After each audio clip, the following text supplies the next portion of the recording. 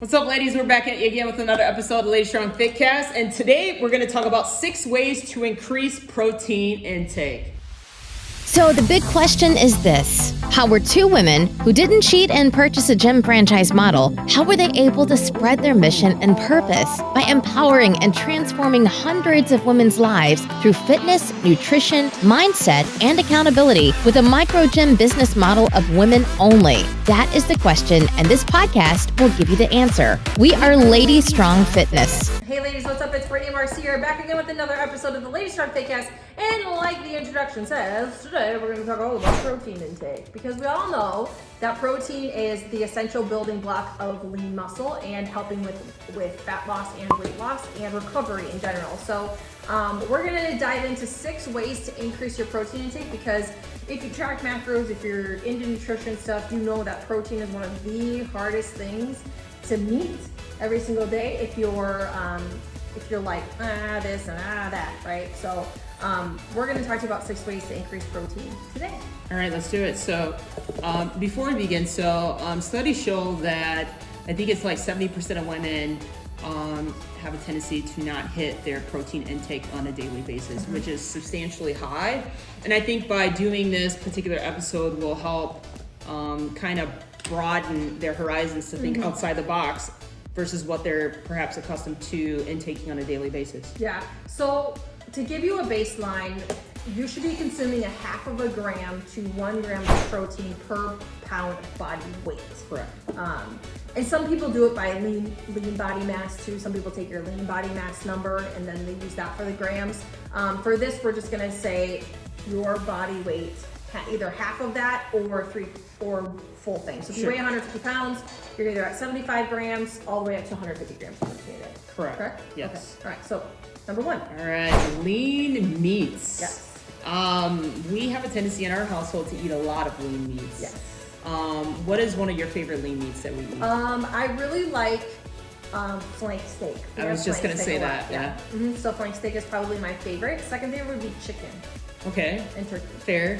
And keep in mind that when you do the chicken, you want to make sure it's not fried. Correct. It's not You can fried. air fry it. You can air fry it, baked, Yes. broiled, or sautéed. Yeah, or air fried. Or air fried. Yeah. It's Skinless.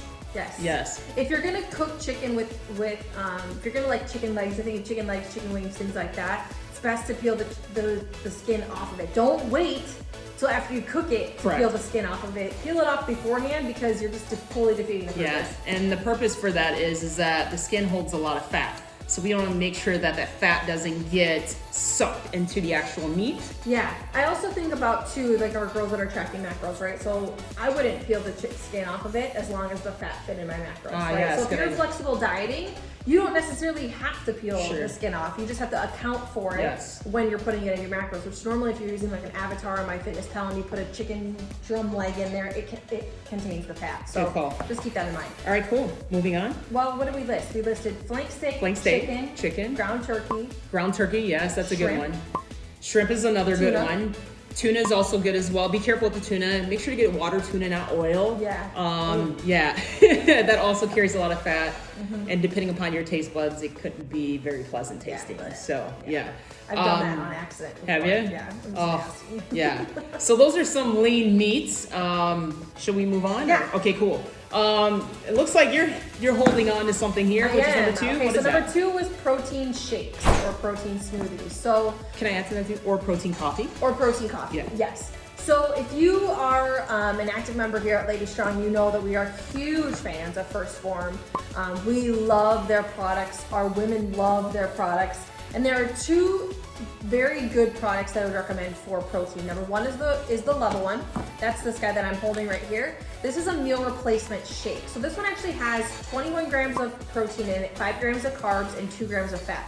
So you'll notice this has got a little bit more oomph in it than, let's just say, the Formula One. But this is a good like midday snack. If you're looking, because let's face it, it is really hard to eat 150 grams of protein. Like that's a lot of protein to eat.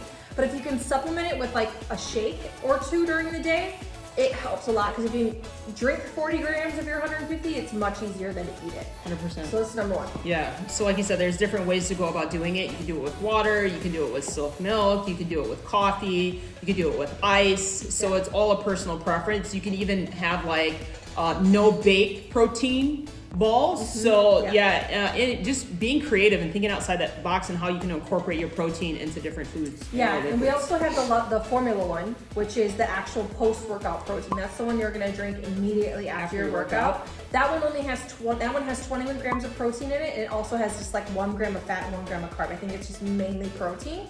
So there's two ways during your day out of 2 shakes that we have here at Lady Strong that you could get at least 42 grams of protein in during your day. So this is a really, really great option. Love it. Cool. Shall we move on? Number 3, protein bars. Yes. Brittany, you can speak more about this than I can. It's not that I don't prefer, it's my, it just gets me really bloated. Yeah, so. these are Battle Bars. So shout out to Alex Witt and Battle Bars. If you're watching this, I think sometimes he does watch our podcast. So if you're watching this, Battle Bars are like a staple here in our studio, and our ladies love these things. They fly off the shelf. This is a really great like post-workout like snack in the middle. I just had one like mid-morning snack to kind of curb hunger. But there's 250 calories in this, 6 grams of fat, which is not bad. No. 31 grams of carbs, and then 24 grams of protein and 4 grams of fiber, which is really, really good. So the idea is, again, we're getting 24 grams of protein in here, and these are nice because they keep you fuller, right, with the high protein content. That's with protein in general. Yeah. Protein keeps you fuller longer. Yeah. So this is a really great option. I know like Quest bars, I have had Quest bars before, really like those. There's like Lara bars, which are more natural. There's a lot of different protein bars out there. Just be really careful and cautious about the sugar content in them because it can get a little bit outrageous if you're not careful with the sugar. So, 100%. Yeah. Moving on? Yeah, moving on. All right, number 4, Greek yogurt. Yay. There's different types of Greek yogurt. You got your vanilla, you got your plain, and you can also mix it with fruit. Yeah. Do you prefer yogurt, Brittany? I actually don't mind yogurt. If I'm gonna do yogurt, I like there's like an Okio strawberry yogurt, which is really low in fat, super high in protein, and it's pretty low in carbs. I do also like regular. I've eaten regular Greek yogurt before a long time ago, but I put like blueberry, strawberry, stevia, honey to like sweeten it up because like we all know that regular Greek yogurt is bleh. So you got to mix it with something. But yeah, I do actually don't mind yogurt. Yeah, at all. Cottage cheese is a really, you could like kind of throw that in it. Yeah. It's kind of the same family. Cottage cheese is a great way to Yes, put it into. for sure. Yeah. All right, number 5. Pretty much protein with every meal. Yes. You know, I see a lot of people, especially if they're new coming into the Avatar program, which is the nutrition program, they're always hitting their carbs and fats. Yeah, but hard. yeah, it is. So making sure you're consuming protein with every single meal that you're eating. Yeah, I like to, you could divide your grams up, right? So if you normally eat five meals a day, and you have 150 grams, just divide 150 by those 5 meals, and that's the average of how much protein you should get in every meal in order to actually hit that 150 grams. Or if you're not that person that eats 5 meals per day, if you're just, a person that does 3, divide it by. Yeah, divide by 3. Yeah, divide just however many meals you normally eat during the day, just take that total number and divide it by that, and then that's at least what you know that you have to have every meal. 100%. Number 6, my favorite. Brittany does not prefer, but I love them.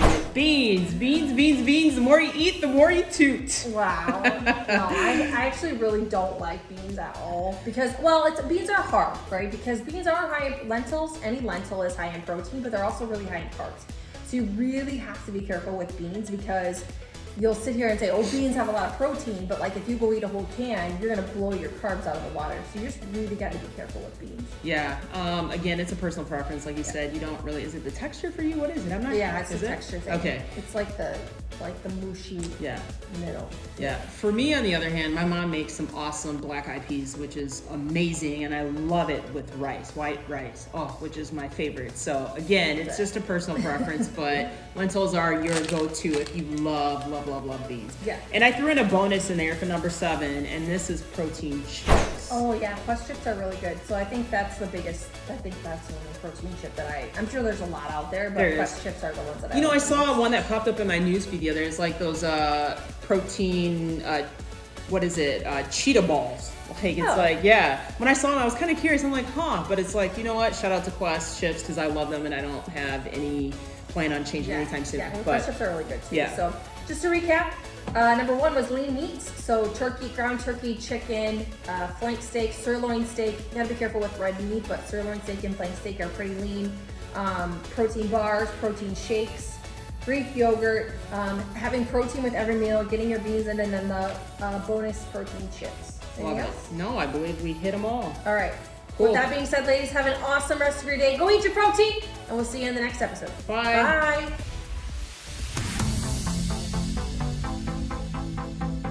Thanks for joining us today. If you like this episode, subscribe to our YouTube channel or find our podcast on iTunes, Google Play, Spotify, or whatever your favorite place is to listen to podcasts.